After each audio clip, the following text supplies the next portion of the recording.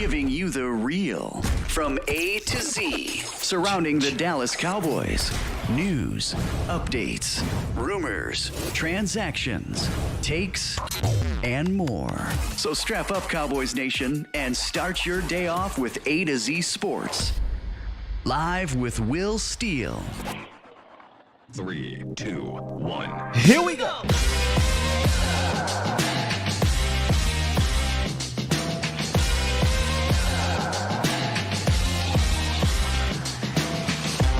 Good morning, good people. Welcome to A to Z Sports Live, presented by the Cochran Firm and Boston Scientific. We're streaming live on YouTube and Facebook. And of course, I am your host, Will Skywalker Steele. Boom! Good morning, good morning, good morning. Coming up today, we start our first part of our Hindsight 2022 series. Excited to begin this. Off season is about a lot of series, so be patient with your brother. We got to slow roll this thing out. So today we'll start off with the coaching departure, who we believe should replace him, and we'll look at some of the reserves and see if they should return or not return. And before we get into any of that in the roundup, we got an update, a little bit of an update on the offensive coordinator search, as well as potentially the play caller search. There's some conflicting reports. We'll talk about that. And you guys will be excited. I got to bring back a drop. Because it is about that time. Looking at my Gucci, it's about that time. And we'll have more fun with it this year. See, there's certain things about this team. Once you accept it, you just have to have fun with it. And y'all will know what I'm talking about once we get into it in the roundup. Plus, Kellen Moore found his landing spot fairly quickly. Didn't take long. Didn't think it would take long. And we got a little insight on how that happened or why that happened. So all of that is in the roundup prior to us evaluating the offensive line and the coach himself and who should replace him. So pretty loaded. Good show for today. Bomb Squad, appreciate y'all for being here. Bomb Squad! Salute to y'all. You say I need a Conor McGregor drop. Who the fook is this guy? I am, once I get this break, whenever the hell it happens, I'm definitely going to recharge and come back. We'll have some new drops. We'll have some new themes. We'll do some new segments. And one of the things I want to bring back, man, is Around the Nation. I think it's time to bring back Around the Nation. I absolutely loved it when I did it. I enjoyed it. I had fun with it. It seemed like y'all enjoyed it. And I'm going to figure out a way to get that going somehow, some way. Even if it's not here, it could be somewhere else. Twan, we always cool, man. Unless I'm talking about Ezekiel Elliott. Then I gotta accept it that we just going to be at odds on different ends of the spectrum on that one. Any merch, says AJ. No, there's a couple things I need to merch, which I'm not a big merch person, but it'd be nice if I could get into that field. And then Patreon. Vach gets me all the time. I need to get a Patreon. So those two things I'll look into, man. Professor O said, I don't remember what the Around the Nation segment. So it wasn't a segment.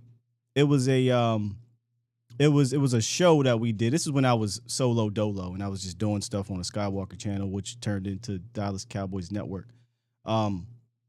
We had a whole bunch of different Cowboys content creators come on, and we did the Around the Horn theme, but we called it Around the Nation because Cowboys Nation.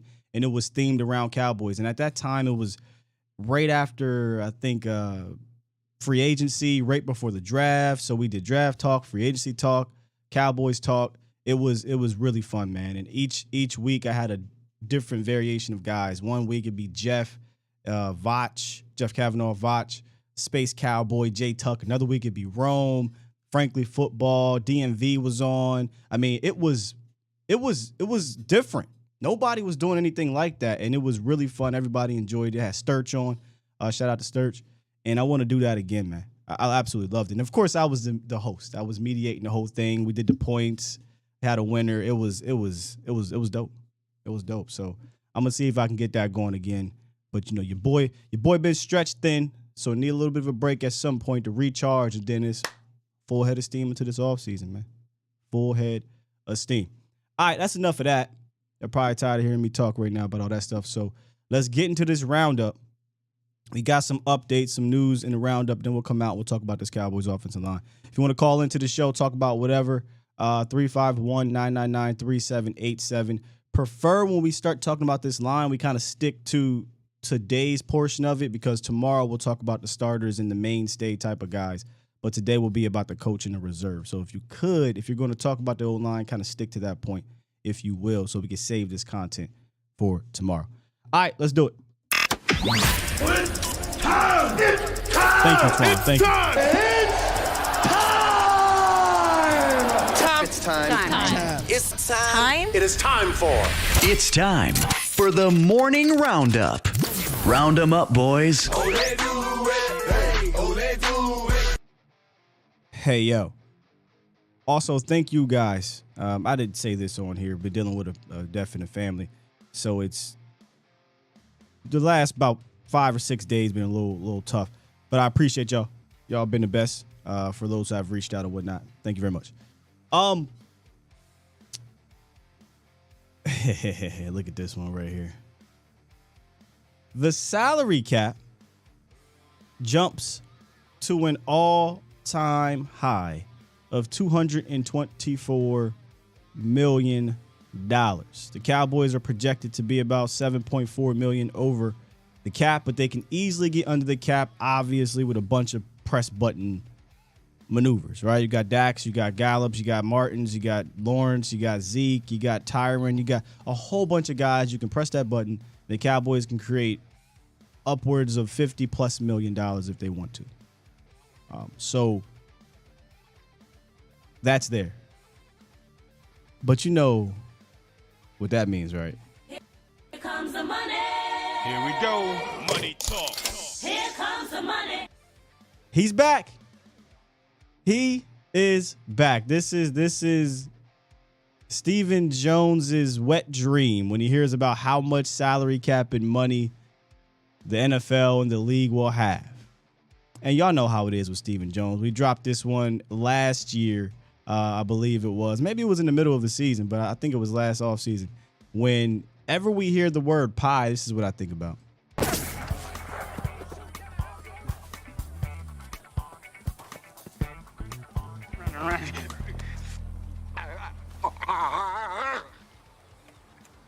That boy went crazy.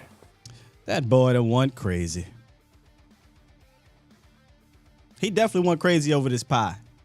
But that's what we dealing with, man, you know? Cowboys don't have that much right now, but easily can create it if they want to. And they will. They'll push some buttons, and all those buttons will be likely to sign a handful of one-year deals on a couple of guys that we hope can come in here and be Pro Bowlers under those deals. We get lucky, maybe you get a J-Ron Curse, but for the most part, you're hoping to get something like a Dante Fowler where he has a solid season and then you just let him go, right? But I don't know if that's going to be the case again this offseason in regards to free agency. Then hey, we just got to hope for the best with the guys that we do have. But maybe maybe they'll switch it up. Yeah. Am I crazy? Think they're gonna switch it up? I might be a little bit crazy. They're gonna switch it. It is what it is, man. The cap is up. We'll see what the Cowboys elect to do with it. Likely they'll use the excuses of, hey, we got to pay so and so. Hey, man, we got to pay Micah in 3 years. It's 3 years, man. What are you talking about? But it is what it is. It is what it is. It is what it is. Last night, the Chargers hired Kellen Moore, or yesterday, I should say, as the offensive coordinator. And the social media reaction to this was wild to me. Like, what all of a sudden, but seriously, the social media reaction to this confirmed a few things to me. One, people will go through hell or high water to confirm the priors. Hell or high water. Two, most fans of other teams only really know what's on the surface. And that's fair, right? Like that, it is what it is. I tell y'all this all the time. Most of us here are just diehard Cowboy fans that only really tune into the Cowboys. And it is what it is. And then three, the main issue to why this had to happen is being ignored. I mean, no one seems to be talking about why this had to happen. It's just, look at the numbers, look at this, look at that, as if Dak Prescott and the Cowboys offense over the last 15 years hadn't put up a bunch of numbers prior to Kellen Moore coming anyway. It's kind of mind-boggling, but we talked about this a ton. Kellen and Dak they've reached their ceiling together, man. That's not to say Kellen's a bad offensive coordinator or Dak's a bad quarterback. It's just that this relationship has reached a ceiling. Oh, by the way, the relationship was not an ideal relationship. This was not a coach-to-player relationship. This was a buddy-to-buddy. We've talked about that for the last year and a half or whatever, and now this year it kind of got, it got big, whatever. But this has always been a strange relationship that wasn't ideal across the National Football League or amongst coaches.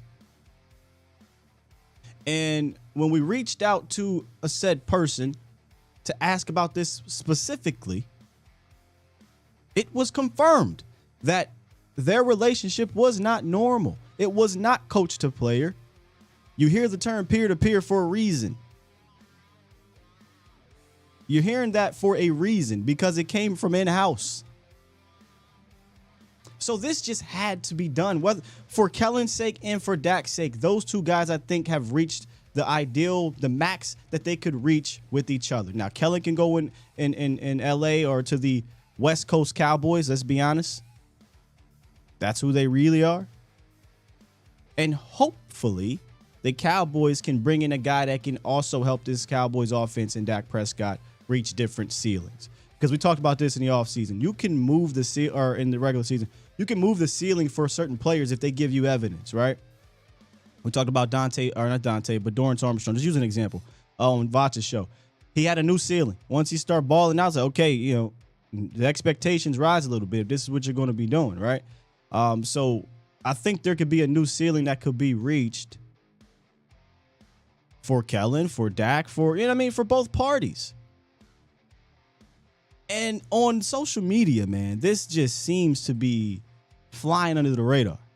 And all of a sudden, people are saying that Kellen Moore made Dak Prescott. I mean, what are we talking about? What are we doing, man?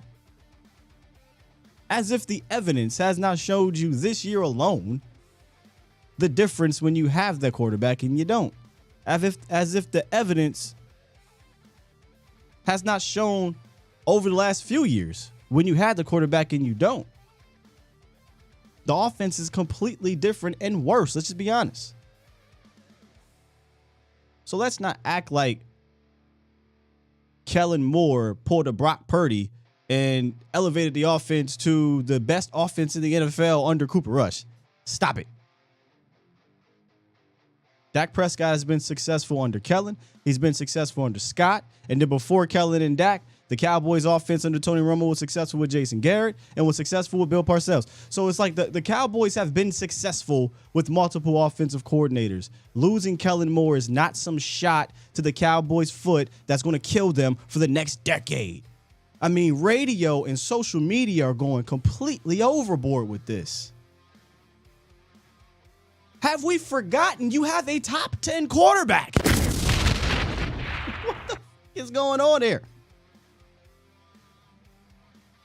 What is going on? The Cowboys offense did not excel under Kellen Moore. Cooper Rush did. If Cooper Rush's 5 touchdowns and 3 interceptions is considered excelled, then boy, our standards have hit an absolute low. An absolute low.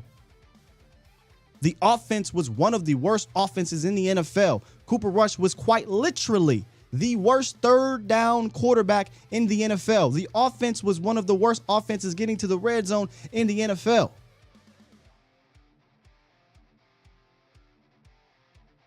But Cooper Rush didn't throw picks till he played the Eagles, huh? Relax. You got a top 10 quarterback. You got one of the best defenses. moving on from Kellen Moore is not something that is going to set the franchise back for 10 years. Radio and social media have went crazy. And I'm here to rescue you.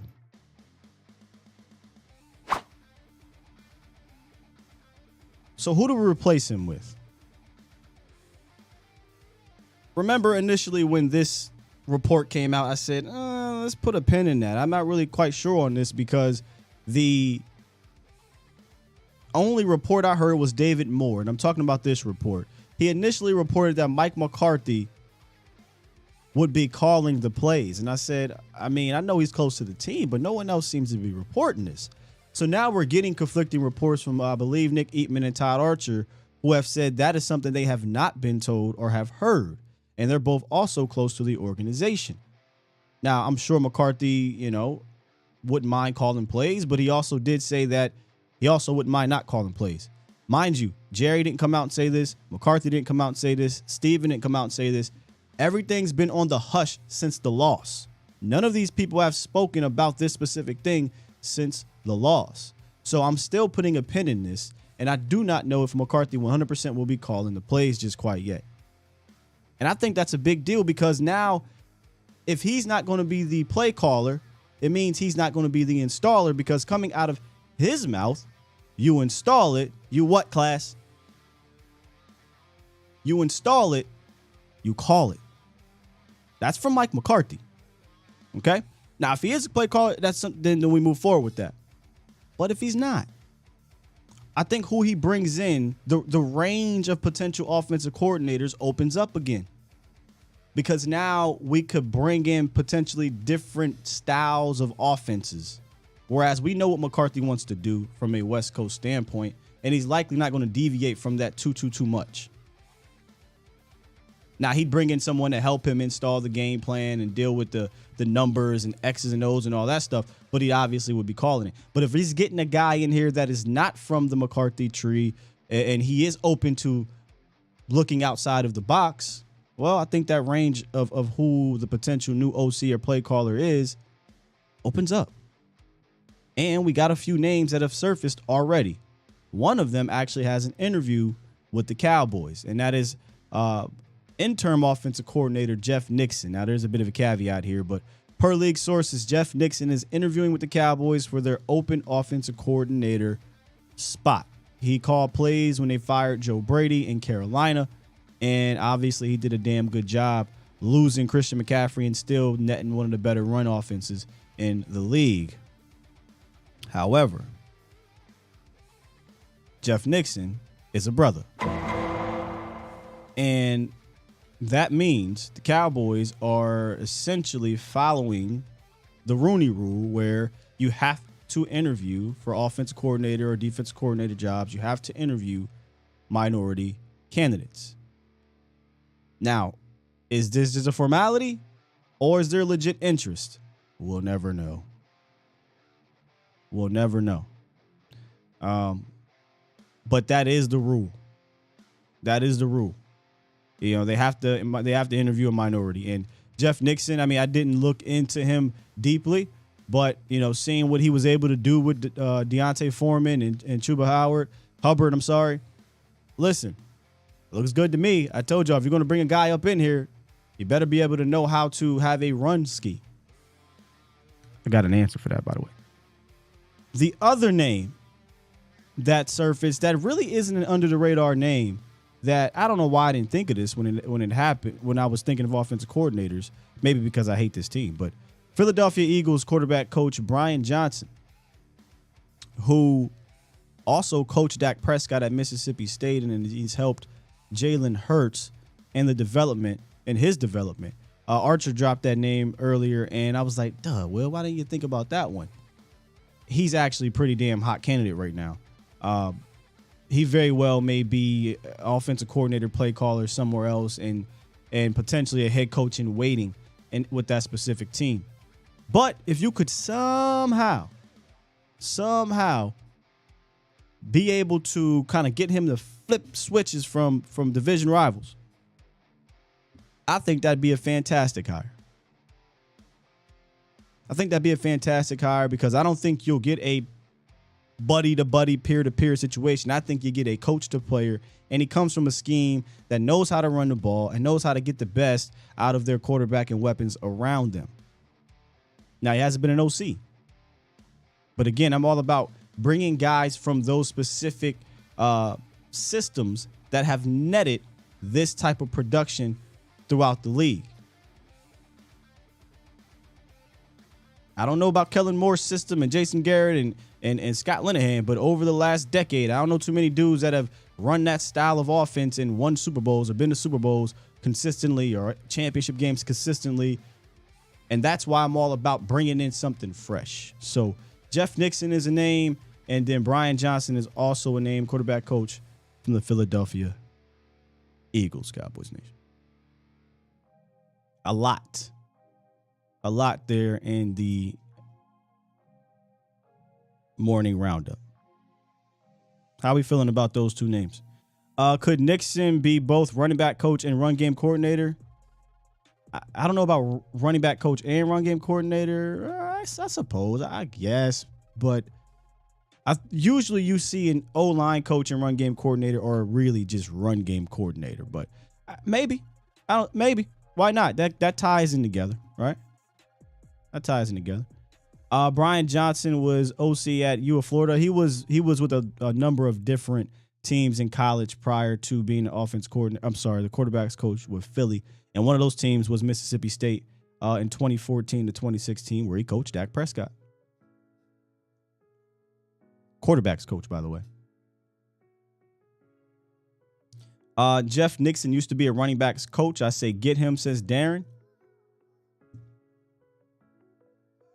Philly interview, Kellen. Oh, that was like last year or 2 years ago. Yeah, I remember that. Yeah, so those are two more names you can add to the list. And again, something to just keep your ears open and your eyes open to this whole play caller thing. I think that is important. We talked about the guy that if McCarthy is going to be calling the plays, who's the guy that's going to be helping him install the game plan?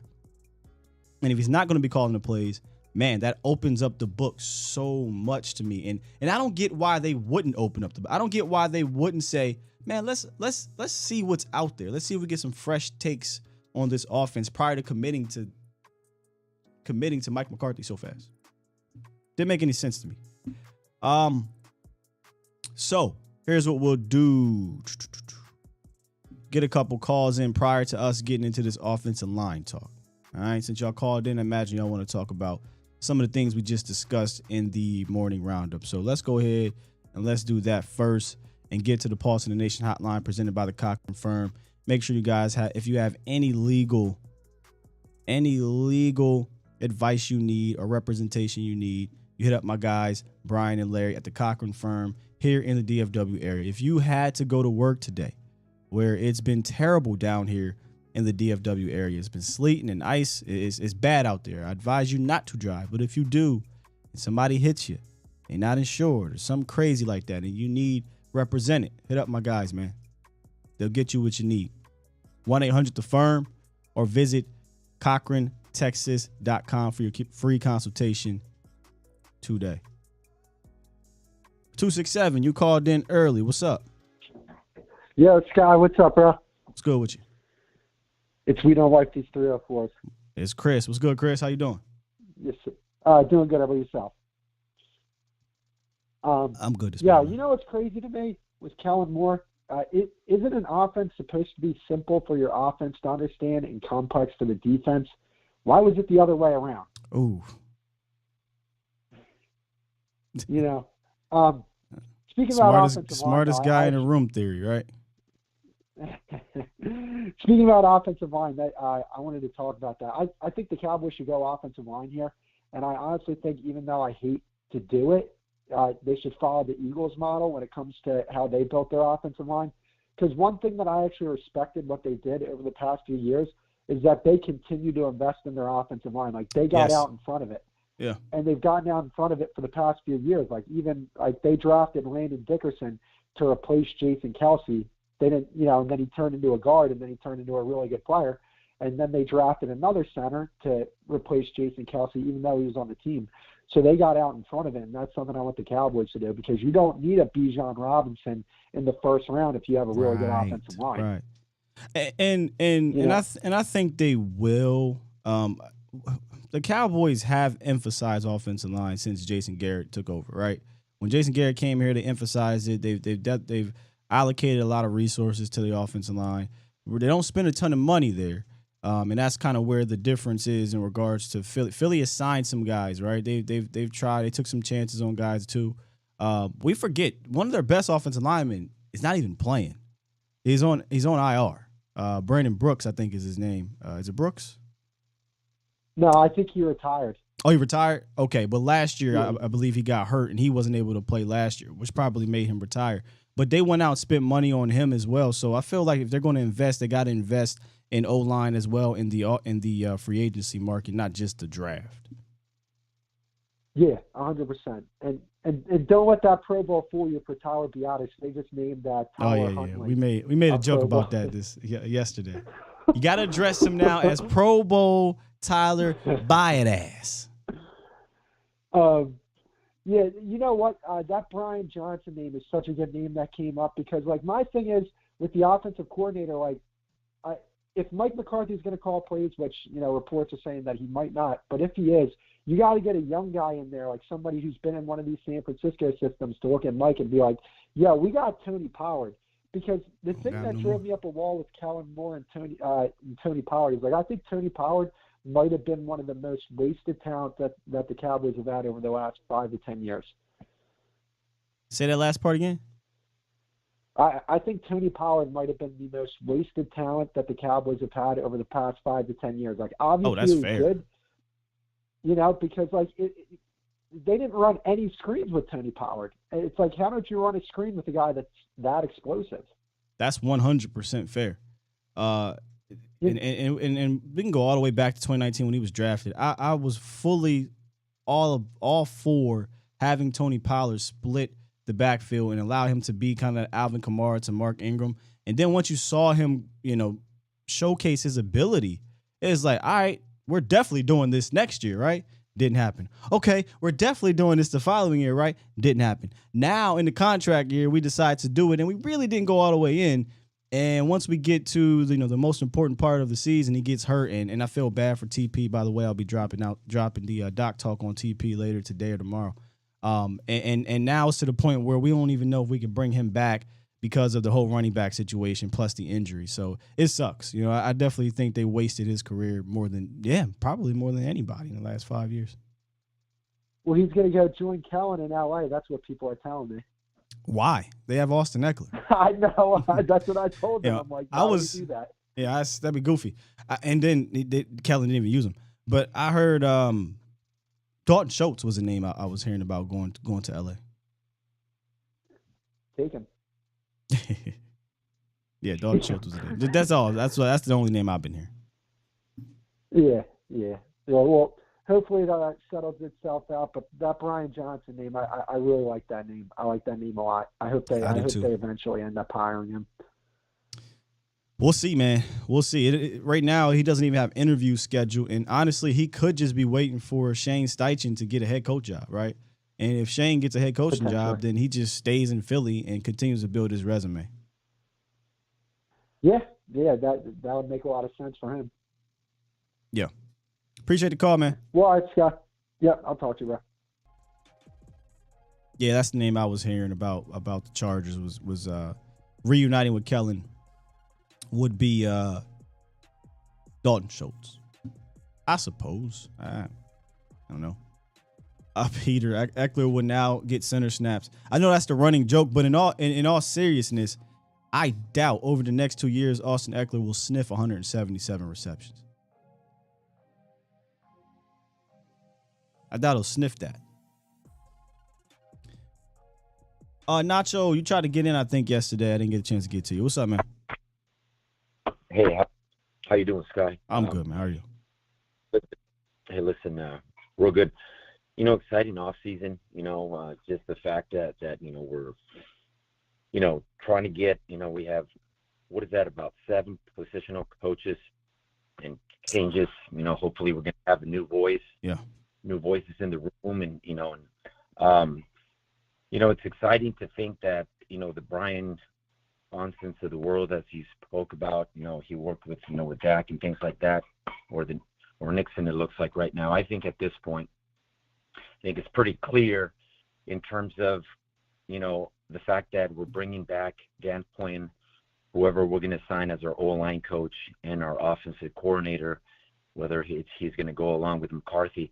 I think it's going to be a very key factor in terms of moving forward with the football team, and maybe finally bringing in that OC that's going to give us, what we've talked about in the past, Guy, what I've shared about, we lack that, identity and that, who we are and what we're about offensively. And I thought that was a big part of, really the whole season and probably the last couple seasons, is offensively, at least under Dan Quinn on the defense, you kind of knew who you were.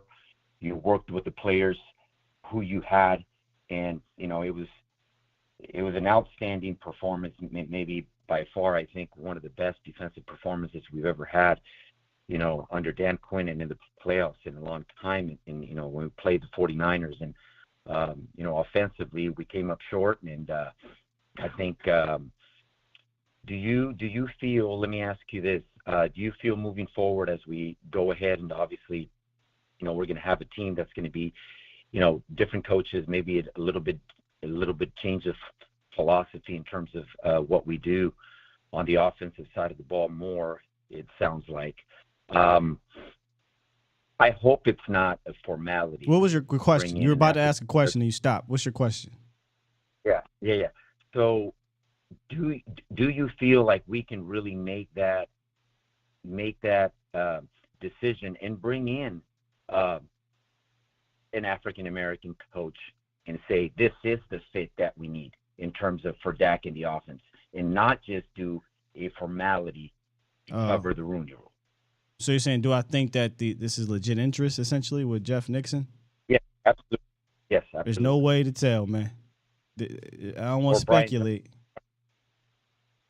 At one point, Sky, I remember Dak, I think it was years ago, obviously that relationship he does have with Brian Johnson, when he was at Mississippi. And, I mean, how unique would that be? I mean, if there was always a sense of lack of, coach to player and just that comfort with Kellen, kind of maybe more of learning on the job in my eyes, you bring in a guy like a Brian Johnson, for example, if this is a name. This is what he needs at this point of his career, especially Dak and McCarthy and everything going forward. Right? It's crazy. Absolutely. Listen, we just need to get a different voice, I think, in here. I think these two have reached their ceiling, and I've already documented their relationship was a strange one to me to begin with. It just is not normal around the league, man. Appreciate the call, though, good brother. All right, my man. You take care. You as well. Bye-bye. Yo, Sully, that was good. That was good, man. That was good. No, Will, the boogeyman is not Kellen Moore. The boogeyman is Jerry Jones and Stephen Jones. See, stop acting like you don't watch this show. See, these type of Cowboy fans, I don't know why y'all Cowboy fans. I don't know. I don't even know why you watch this show. Because I provide context for everything, good or bad. Player I like, player I don't. Coach I like, coach I don't. I got to provide context for all of that. That's just a fair way. But your trolly comments here, you look. Come on, man. What are we doing? Like, how are you going to try to say, talk about the Cowboys offense scoring all these points, and out of the same mouth, you talk about Dak Prescott not being a good quarterback or not being the guy or top this or whatever? Like, you can't have both, man. You can't have both. We have physical evidence of when Dak Prescott is playing and Kellen Moore's offensive coordinator, the offense is one of the best in the league. And then we have physical evidence of when Dak Prescott's not playing and Kellen Moore's the offensive coordinator, it's one of the worst offenses in the league. Like, there's legitimate evidence. Remove the hatred you have for the quarterback just for 1 second, and you might be like, that makes sense. That makes sense. All right. Kellen Moore is not the boogeyman. Jerry Jones and Stephen Jones are the boogeyman. No one's scared to move on from Kellen Moore. The Cowboys have been successful offensively for 15 years under multiple offensive coordinators. Y'all might be scared to move on from Kellen Moore. I'm not scared to move on from Kellen Moore. Because we got a top 10 quarterback that'll help the next offensive coordinator. It's that simple, man. Do I see his career going out as like Derek Carr? Nah, that's rough. That's rough over there. Man, I know we a mess, but sheesh. I'm literally telling you, Mr. Bernie, you can't have it both ways.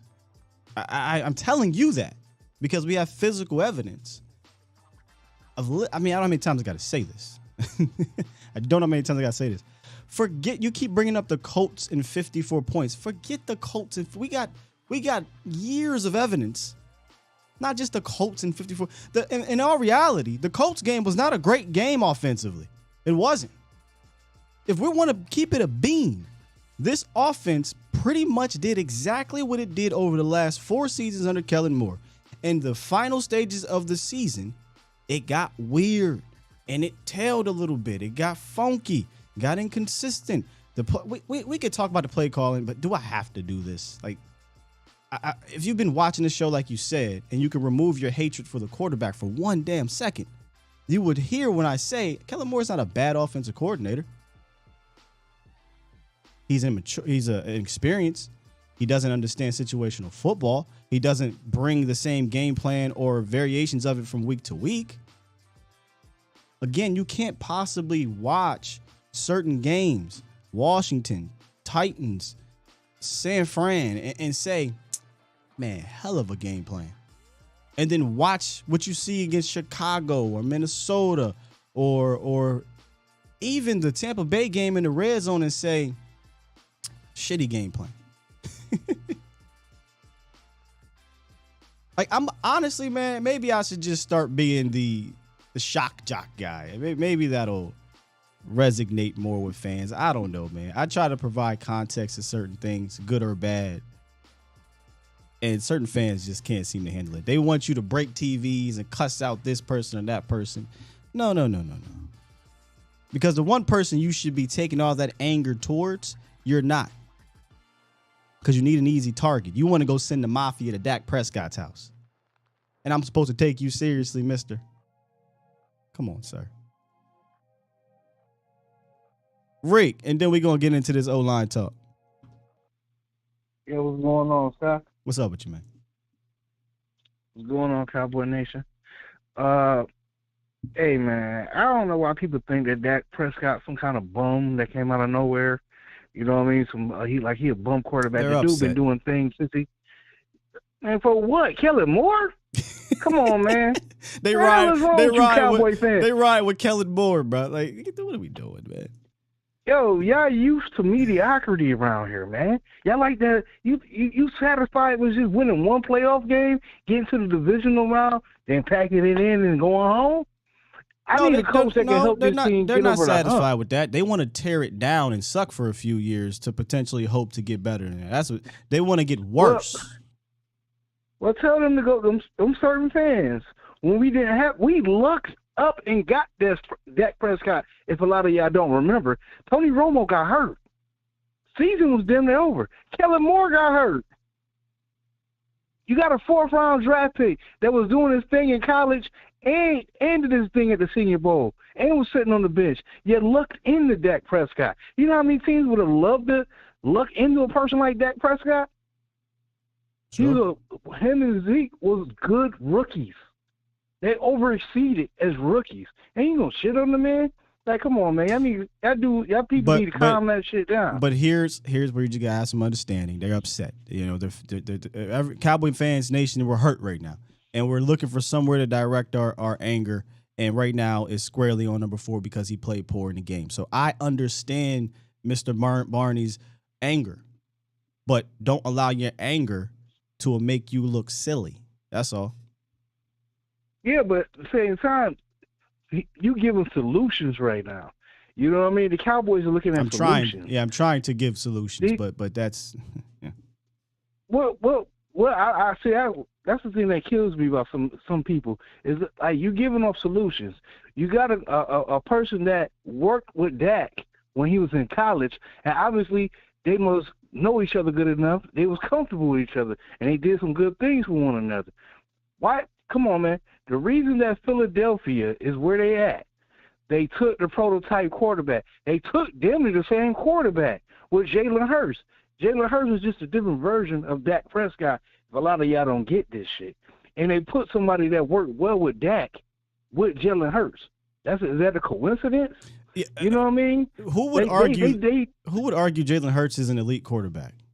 Nobody. He's not there yet. He's not there yet. So this he's argument, a work in progress, right. But the point is you can reach these heights of the NFL without having a guy that's a top 2 or 3 quarterback. Does it help if you have that guy? Sure, absolutely it does. But the league has shown you time and again that you can reach these successes without having that guy, man. Yeah. Yeah, but my thing is like this is what a lot of people not getting too. Do you see what the Eagles did with Jalen Hurts within a couple years? They put a team around him. They made moves. They had a plan. They made moves, and they stuck to their plan. The Joneses, they want a vacation in the off season. They don't want to take this thing seriously. Mike McCarthy got a bump Jerry arm at the damn draft, saying that we need to get tougher. We need more big people. And then what they do? They got rid of our big.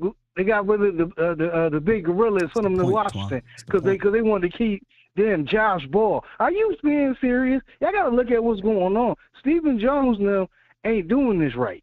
You know what I mean? They hitting on some of the things because of a person like Will McClay.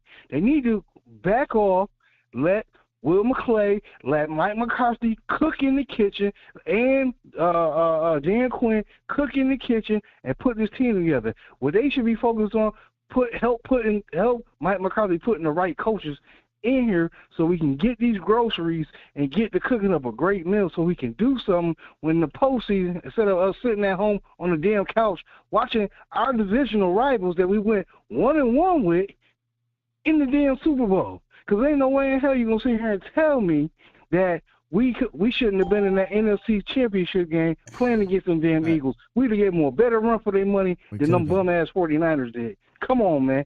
Hey, come on, Cowboy Nation. We almost there. Rick, if I'll stop you, brother, you're going to keep going. Man.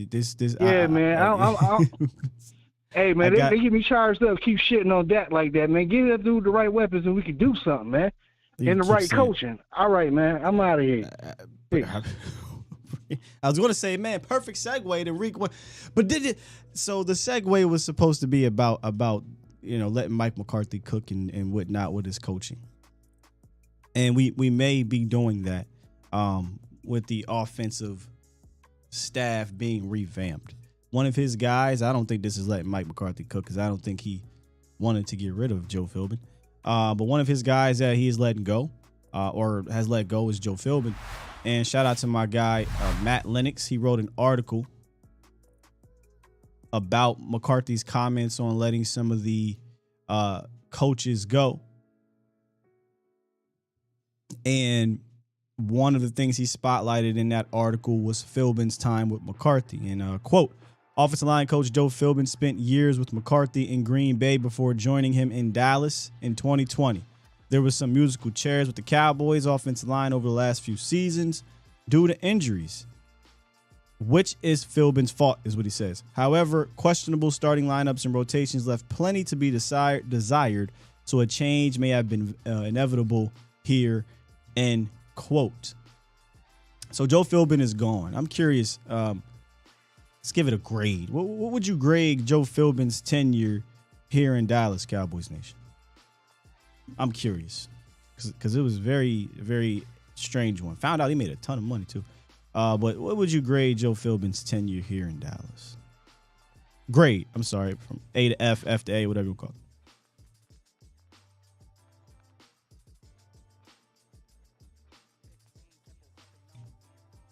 What would you grade it?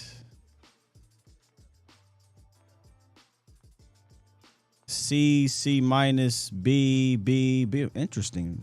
A handful of B's there. C, C plus, B, D. Joe was D, C, C plus, C minus. Philbin, B. Huh. More B's than I anticipated here. More B's than I anticipated here. I would say C plus. I don't think Joe's tenure was a complete failure. I think Joe had to deal with a lot in regards to injuries, aging offensive linemen, right? Lazy offensive linemen, etc. And I think he did what he could in year one. And this past season, man, I don't know that I have a gripe with what was going on with the offensive line this past season. I might have wanted to see Tyler here or there. I might have wanted to see Tyron this here or there or what have you, or Jason Peters here or there. But I think for the most part, they did what they could do with given the situation that they had. So I would definitely give him a C plus. I give him a C plus for his tenure here. Not terrible, not great. It's kind of in the middle. And if you wanted to be a little bit more harsher, you can give it a C minus because he didn't really provide a run game scheme. I would be with that as well. Had he provided some sort of run game scheme, I would elevate his grade, but I'll give it a C minus. So who should replace him? And my leading candidate, which we'll get to that in a second, my leading candidate would be Mike Munchak. I wanted him last year when his name was being floated around and Joe Philbin's name was being floated around as being potentially fired. He's a guy that I've respected for quite some time. And if you look at his track record, it speaks for itself. He's one of those Ring of Honor type guys with the Titans, then moved on to be their O-line coach and right into being their head coach, where they were a competitive team. The Titans were when he was their head coach. He just obviously couldn't get him over the hump. And then he went on to be the Pittsburgh's offensive line coach, which during that time, if you remember, the Pittsburgh offensive line was a pretty damn good line. And then the Denver's offensive line coach from 2019 to 2021. I don't have a ton of names because guys are currently under contract and O-line coaches or assistants are harder to kind of dig into. But he's a free agent. That was a former head coach. I know Philbin was a former head coach as well, but he's a free agent offensive line coach that was a former head coach that would bring a scheme, I think, that could match or mirror whoever the OC would be. Or he would work with them to match or mirror that. And I remember his time in Pittsburgh where Pittsburgh was going through a lot there. I think he helped develop that Villanueva guy who came out of nowhere. I believe, was this y'all around a Le'Veon Bell just eating at that time? And you know, listen, I think he did a fantastic job in Pittsburgh when he left to from being the Titans head coach. So, and like you said, that's a great point. Sky Toxic. He's big on toughness. This is a tough coach. I mean, when you Titans in Pittsburgh, you got to be tough. And he was a former offensive lineman himself. So I would 100% be all for bringing in Mike Munchak as the new offensive coordinator. I think, who was it yesterday that called in 1977? He said, our line is soft. We might disagree on the line being soft, but I can tell you one thing. This coach would 100% toughen them up if that's what you believe. So that's my guy. Any names? They need Vach on the O-line. Colombo is also another name, right? Mark Colombo, former Cowboy offensive lineman / offensive line coach, follow JG. They had an issue there. That'd be interesting hire. Haven't heard too many other names though. Like, this is a spot that they're going to have to replace, a big spot. Most people consider the offensive line coach the second most important coach on the staff. So while we're sitting here quabbling, or is that the word quabbling or quibbling? While we're arguing over who the OC is going to be, who the play caller is going to be, this decision might be the most important decision on the team, facing the team, I should say. Duke Manyweather, yeah, brother, Duke ain't coming out. Duke ain't coming out of retirement, or not retirement. Duke ain't doing that. He got a good gig. Duke got a good gig. So that's my guy. Let's hear from a guy who's been big on briefly, because we know how you can go. Big on offensive line, and that's Mr. Danny. Danny, how you feel about Mike Munchak? Think he's a good name.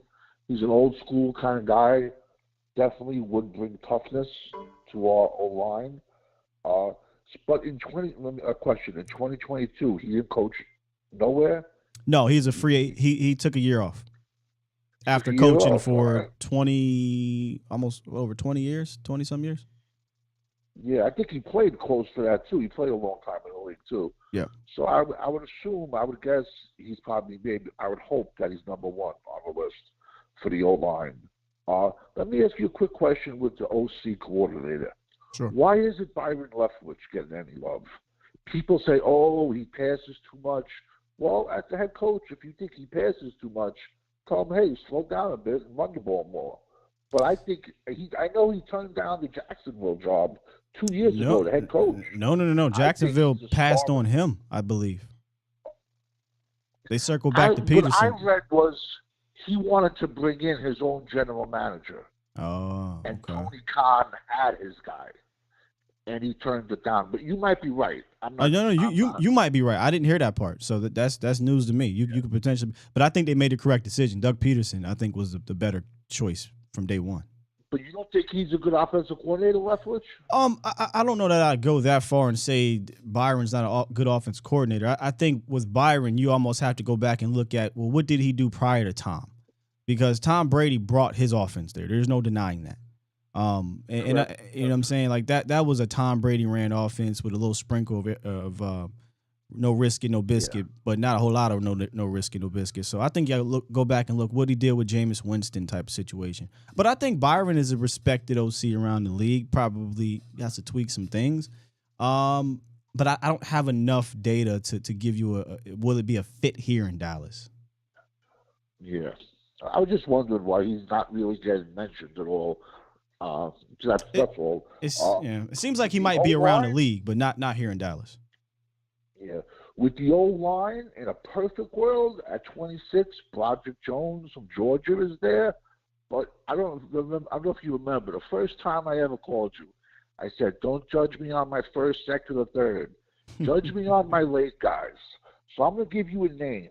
Okay. I'm just going to give you a name. All right. Day 3. Andrew Voorhees, guard. Jason's son? He's played left guard, right guard, and left tackle. Started over 50 games. The kid plays with a nasty, nasty disposition. And he's going to be there. What is it, Jason What is it? Voorhees. Jason Voorhees, okay. I think, no, Andrew. Andrew. Andrew Voorhees. Left guard, but he's played left tackle and right guard. So he has versatility. He's started over 50 games, and he plays nasty. We'll find out a lot more this week. This week is Senior Bowl week and the East-West Shrine game. Yeah. But I think we do have to get tougher along the line. And I'm just going to ask one question. Good, Alfred. And I've been meaning to ask this. One question and I'm out. And this is just a question I have in my head. And I haven't asked you. If Philadelphia drafted Dak in 2016, do you think they would have moved on from him? That's a tough question, right? Are we talking about him not getting hurt and him not being as bad as Wentz was? That's just a question been thrown around in my brain. Would they have moved with all the moves they've made? Because if he doesn't get hurt, we're talking about him winning a Super Bowl, right? Well, no, they had. Well, yeah, they won a Super Bowl in 2017. Wentz just got hurt, but they were on that trajectory to win a Super Bowl. But do you think would Dak still be starting for Philly right now? If you win a Super Bowl, there's no chance they're moving on from him.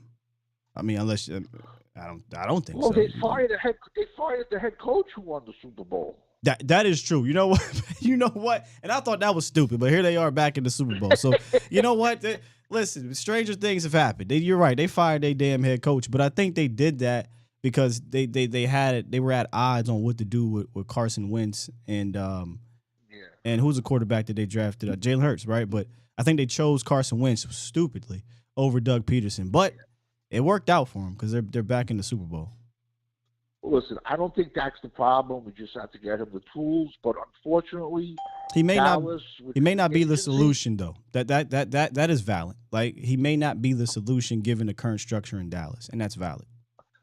But the problem is Dallas and free agency is like the movie Groundhog's Day. It's the same day over and over and over again. Here comes the money. Here we go. Money Talk. Try to find diamonds at the dollar store. Yo, the cap went up to 224. Come on, man. That's why Jerry is such a fake. Jerry wouldn't write a check out to win the Super Bowl. Yeah, I don't know why he said that. How much you want to bet we sign an offensive coordinator Super Bowl Sunday? How about it comes out Super Bowl Sunday? Damn, 2 weeks? We can't wait that long. Just why? But think about it. Why did Kellen? Why did that come out on Sunday? Just to get Dallas in the news. You're 100% right. But what I'm saying is, like, I think time is important now, right? Like, if you wait 2 weeks to make that decision, that's 2 weeks that you don't have that coordinator able to evaluate current guys on the roster, guys that are free agents, potential free agents, draft guy. Like, you know what I mean? I feel like time matters here. I feel like they need to make a decision. And that's why Dan Quinn's decision was quicker. It happened last year, too. It didn't take Dan forever. But let me ask you a question. You said Brian Johnson. Isn't he the Philadelphia quarterback coach? Yes, sir. So we can't touch him or talk to him. Yeah, you can. Right? No, you can if he wants to. Can. Yes, if he wants to be interviewed. I mean, D'Amico Ryans was literally doing interviews on his way to Philly. But it's up to be a good head coach. It's up to Brian. I think he is too.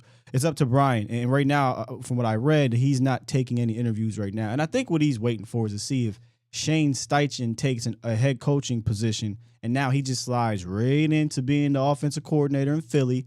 They can run this back next year because guess what, guys? They're going to be really good next year offensively too. They're going to have the same set of weapons, and anyway. So continue to build that resume, and then boom, he can go to a landing spot where he wants to go to. Yeah, no, you're right. You're right. All right, listen, good hearing your voice. Hope everything's well. You're gonna be later on. You're gonna be doing the show with Bob. Yes, sir. Yes, sir. We'll be on, and we'll be talking about. We'll be reviewing 2022. Man, time's flying. 2022's draft class. Sounds good. Talk to you later. All right, brother. All right. Y'all still in the chat fighting with Mr. Barney? Boy, man, Mr. Barney wake up. He choose violence every day on this chat. Do you choose violence like this on everybody's chat? I'm just curious. Because certain people are different in certain chats. Man, this one scarred you, didn't it, man? Whew. Gotta hear from my guy B, man. What's good, B? What's happening, my G? What's good with you? What's up with you, man?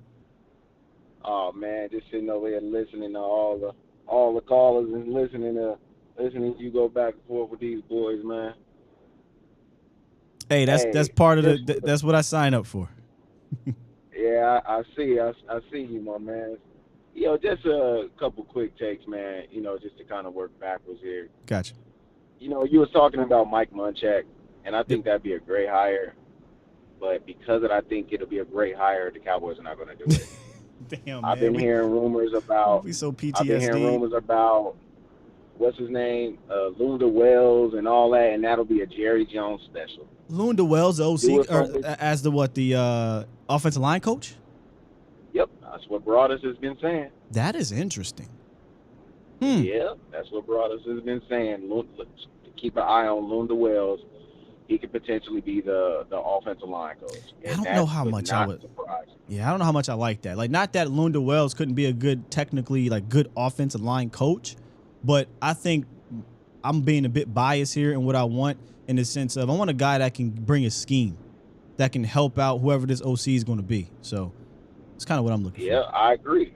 I agree with you, but Broad is pretty plugged in. I'm not saying everything that he throws out there is right, but when I heard that, I was just like, man, please no. But that's something that would happen. It would not shock me if something like that happened, man. As it pertains to Joe Philbin, I give him a C plus because of what the offensive line did this year. Prior to this year, I'm still not a fan.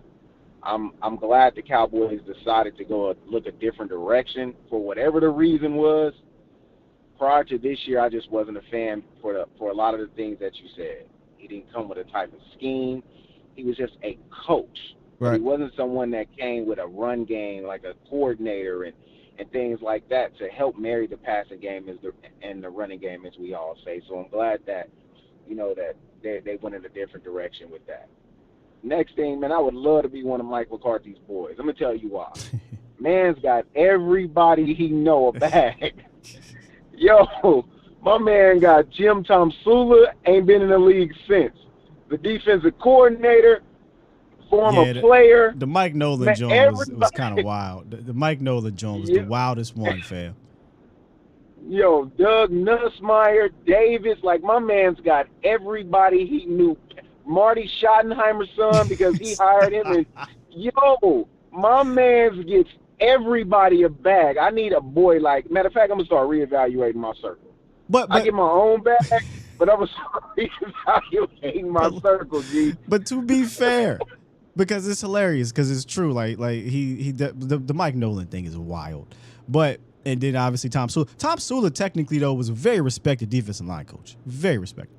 But to be fair, Dan Quinn did the same thing. Right, he got his guys. He brought his guys. Then he literally brought his players.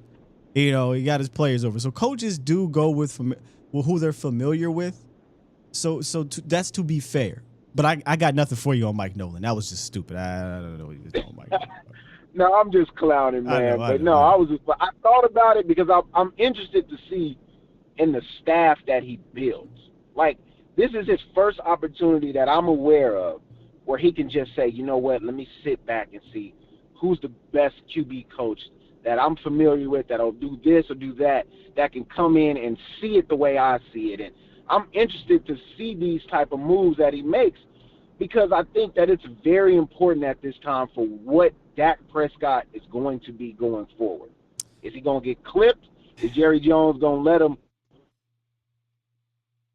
okay, you in the last year of your deal, I'm not going to really let you spend a lot of my money getting this person or that person. Yeah, so messy. I think this staff hire, man, I think is very important to Dak Prescott's next 5 years of his career. Because if he hires a staff and then all of a sudden he's fired and then Dan Quinn goes out and then he has to do it all over again. So that'll be 3 times in 3 years? That can't happen. You can't, and I know he's a veteran quarterback at this stage of his career, but I'm really interested in seeing the staff that he surrounds Dak and this organization with because I think it's very important. I think it goes beyond Dak because the guys that we're replacing, we're talking about, is going to affect the offensive line. It's going to affect the running backs, right? It's going to have a trickle down effect, and that's why I think technically this was a little too late. I think this should have happened last year so you can go into consecutive years with this new staff or whatever. But that's what we deal with here in Dallas. To use the words, the real boogeyman ain't Kellen Moore. It's the guys that are running this thing, and this is a complete mess. It's a mess, man. We're talking about a coach who could potentially be a lame duck coach now has to hire half of a new offensive staff that could potentially be let go if they don't win the Super Bowl next year. Or get to the Super Bowl next year. And if they don't do something that they haven't done in 30 years with 8 different head coaches or whatever it's been, a ton of different coordinators, multiple quarterbacks, multiple running backs, multiple receivers, if they don't do what hasn't been done in 30 years with the same general manager, now you're gone. How does that make it easier for an OC to want to come here? Like this is a complete and utter mess that somehow, some way we have to find a way to navigate through. And when I say we, I mean the Cowboys, not just the quarterback, but the Cowboys in general. They got to find a way to navigate through it. Yep. And my last thing, man, I know everybody's Bijan Robinson and all that. If that man was in the 20s, the Cowboys are not going to get it. And I'm going to tell you why. Let's just say he falls to 24. Okay. Because of the value of the position, right? if the Buffalo Bills allowed the Cowboys to pick Bijan Robinson one spot ahead of them, they will be absolute fools. And it's not going to happen. And I personally believe that if that man got in striking distance, I believe the Bills would absolutely should go up and get him and jump the Cowboys the same way the Raiders jumped them with Trayvon Moore. I just don't believe that it would happen like that. I honestly believe if he was on the clock at 25, 24, the Bills will go get him. You can't. They couldn't sit there and let one of the players or type of player to add to Josh Allen and what he do. You'll let him go one spot ahead of you, man. They'll riot up in Buffalo, man. And that's all I got, G. I just wanted to be real quick, man. Catch you at the end of this thing and see what everybody was talking about, man. You know, I heard you say I think you said you lost a family member or going through something like that, man. Prayers to your family, G. That's always hard. And I don't mean prayers just to say it like that, just to throw it out there. It's genuine, man. So I hope that, you know, everything, you know, the family and everybody pull together and all that stuff. Not that y'all torn apart or anything like that, but just as far as strength, man, because that's never easy, man. No, sir. So salute to you, man, and respect everything that you do, my G. I'll tap in with you sometime next week. Thank you, B. Appreciate it, big dog. Take care. Great call there. Appreciate the kind words from you and the prayers and whatnot in the chat. I saw you guys earlier. Thank you. Let's get to these evaluations real quick. Remember, we're slow rolling this thing, okay? I know you're probably like, well, Sky, why are we talking about the starters tomorrow? Come back. I got you. We'll talk about the starters tomorrow. But let's dive into some of these guys that some of them played. Some of them did not. Some of them got injured. Some of them did not. Now let's go down the list. All right, Cowboys Nation.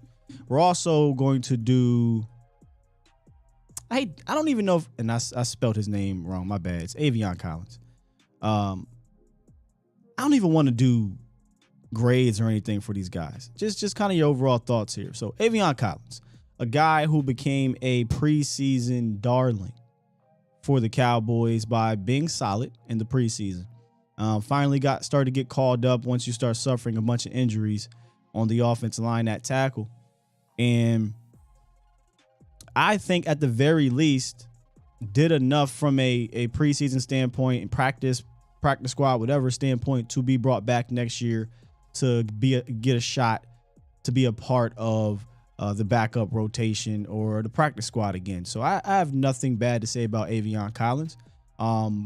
It's not his fault they decided to try to use him as a fullback in the most important game of the season and put him, you know, as part of that package, which was stupid to me. But hey, that's not his fault.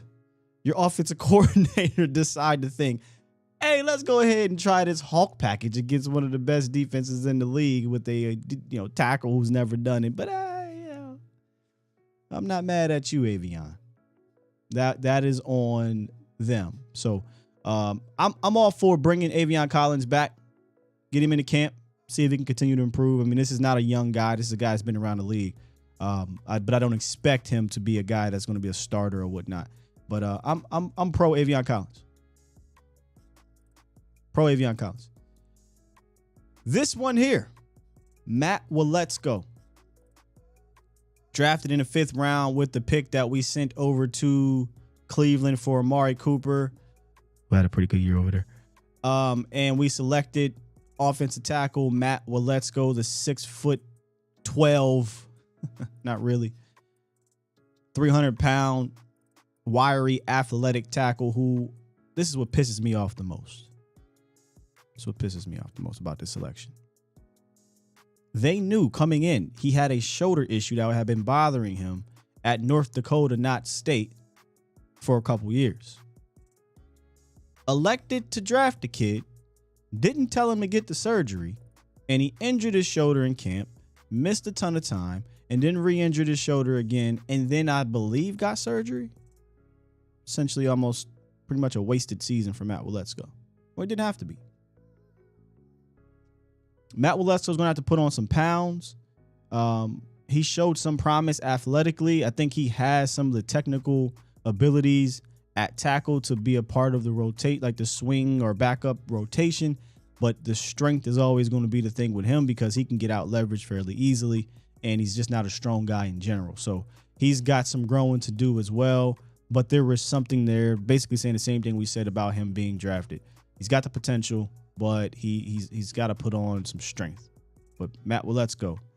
The Amari Cooper pick. He will forever be known for that. Matt Forniak. Matt Forniak was a guy that I really wanted to see compete at center and push Tyler Biadasz, but instead they elected to utilize him at guard. Turns out Biadasz didn't really have any pressure, and I don't think he really needed it at the end of the day because Biadasz had a solid year. Hence, he's going to the Pro Bowl.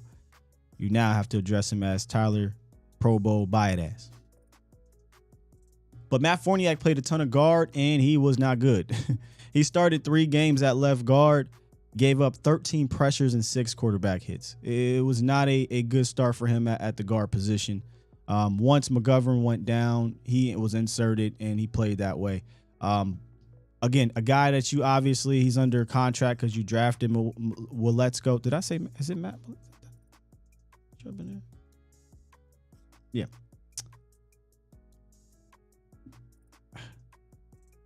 Definitely messed that one up. Apologies, y'all. But Forniak is a guy that I think that they should look to obviously push. Same for Josh Ball. Let's just be completely honest here. We made a ton of jokes on Josh Ball, and we'll probably continue to make a ton of jokes on Josh Ball. 4th round pick in 2021, I believe. But to be fair and provide more context, when Josh Ball could do some run blocking things, he wasn't terrible. When Josh Ball was asked to block in the past game, he was terrible. The infamous game will be the Texans game where he pretty much single-handedly ruined the possession. Gave up a sack fumble one play, the very next play. Wasn't quite a sack, but it was better.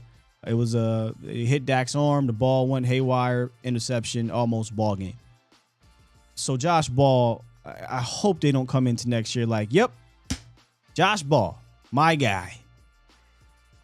Backup tackle. Nah, man, we gotta push Josh Ball. And if it comes to the point where you push him off the bridge and you push him off the bridge, nobody's gonna complain. And then Jason Peters, who soldiered on for the Cowboys, 40 years old. I'm a man. I'm 40. Look, when Jason Peters was brought in here and I got a chance to listen to him and hear how he just wanted to coach up these young guys, I absolutely loved it. Did I think Jason Peters was going to play as much as he did? I didn't. Once they elected to keep Tyler Smith at left tackle, I said, well, Jason Peters is going to be your swing guy. They're not going to put Tyler Smith at left guard. So here we go. Then possibly something we'll have to revisit here at some point. Maybe the worst thing that happened to the Cowboys offensive line or offense in general, Terrence Steele goes down. Jason Peters comes in and he's a damn hero in that possession. But he wasn't a guy that they said we got to put at right tackle full time. Tyron came back, and we'll talk about that tomorrow. And the rest is history. They kind of went back and forth. Elected to settle on Jason Peters being the left tackle, moving Tyler to left guard and Tyron at right tackle. And it was working well, actually, against the Bucs. It was working well. And then he got hurt. And I heard it was a hip. And I'm like, he's 40 years old. I'm a man. I'm 40. That's a wrap. That's a wrap. Back, hips, 40. It's not a good mix.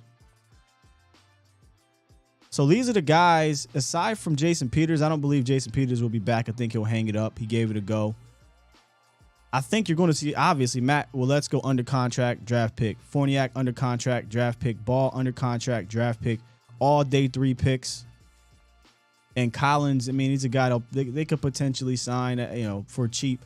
I think most of these guys will be back next year to push each other. But none of them are guaranteed a roster spot, including Matt Waletzko. Maybe Waletzko, because Waletzko is a 5th round pick. They don't like to give up on their draft picks. So maybe, hell, all of these dudes are technically draft picks. I mean, the 3 in the middle. So maybe they ain't giving up on Josh Ball. But I don't think any of them should be a lock. I think they all should be pushed. And if that means your day 3 or day 2 guy you draft in the draft, is better, so be it. But continue to throw as much as you can at the draft. And I say as much as you can, not literally draft 7 offensive linemen, but I don't mind you drafting a couple offensive linemen. It's one of the scarcest positions of quality guys. And if you can find and hit, it's like hitting the lottery. So go ahead, draft a couple of those dudes and see what we can do to push these dudes behind them. So that's what we got in today's O-line evaluation, report card review, whatever you want to call it. And it's mostly the reserve guys.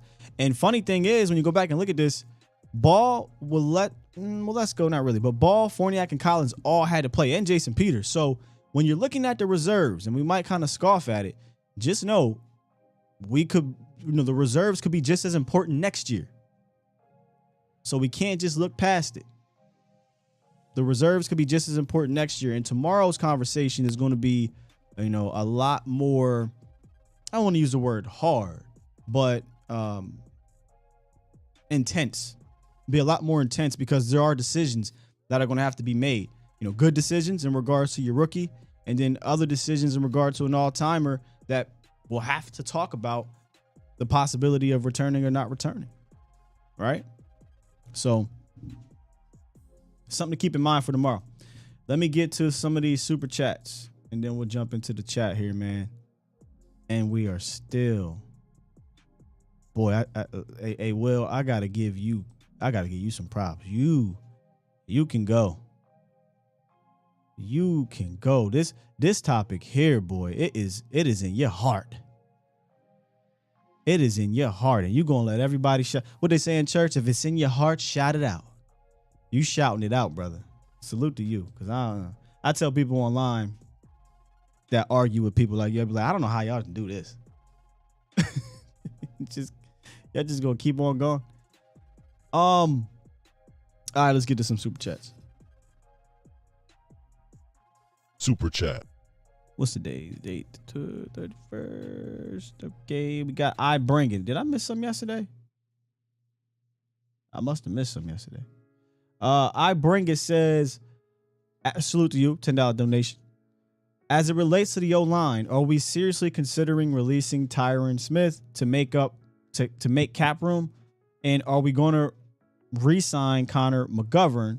Keep up the great content, Sky. Appreciate you. I Bring It. Thank you for the donation, but I got to put a pin in that. We get that. That's for tomorrow's conversation. Maybe I'll run this back tomorrow just so that we can be up to date on it. But we'll talk about that tomorrow because those are what I call the mainstay guys, the guys that have started or been here for a while or had significant playing time this season. So we'll talk about that tomorrow. Yeah, I think I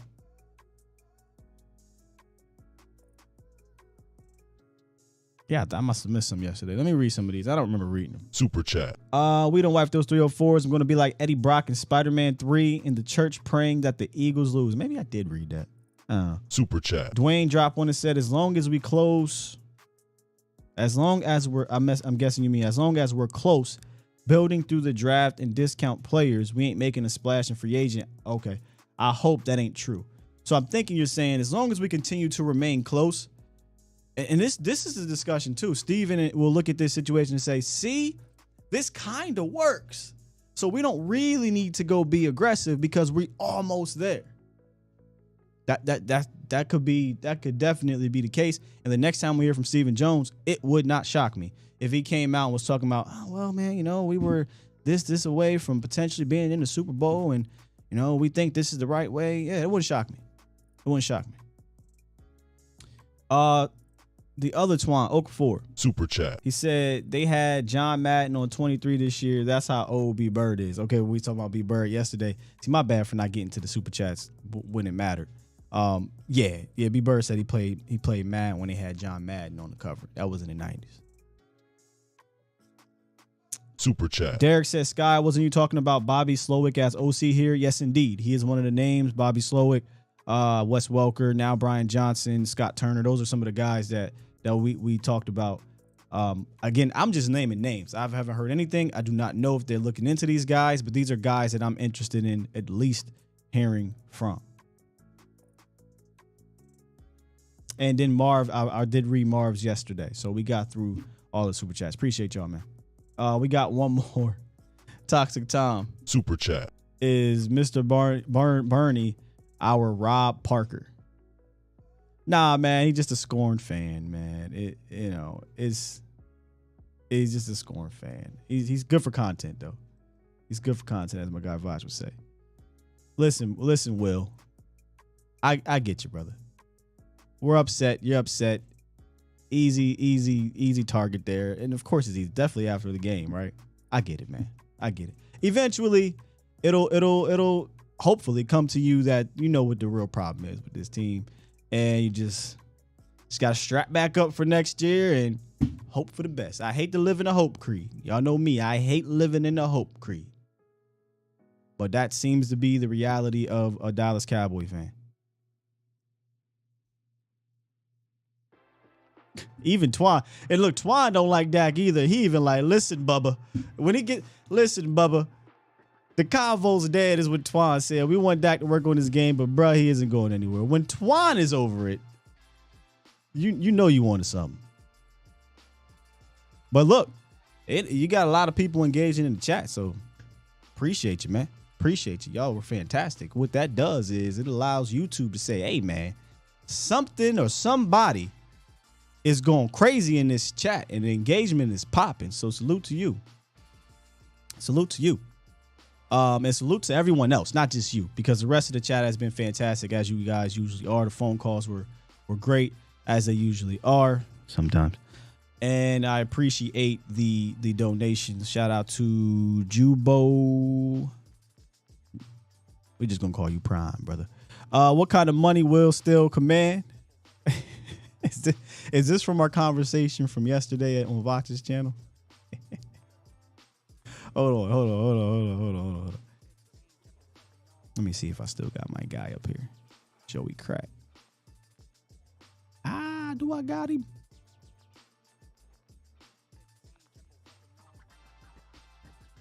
Yesterday's price. Say that again.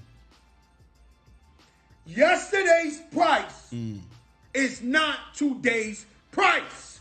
That's all I got to say about that. Let me do the joke. So funny you would send me that today, of all days. Appreciate you, though. Any interest in Joe Brady? Man, after Joe Brady did what he did to us, against the Panthers last year, I was interested right there. I said, oh, man, this dude is slick. And I know what he did with Joe Burrow. Yeah, I would 100% look into Joe Brady.